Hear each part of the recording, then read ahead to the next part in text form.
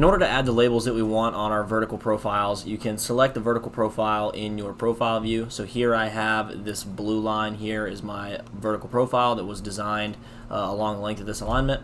I can go ahead and select that profile, and then in the top left hit Edit Profile Labels.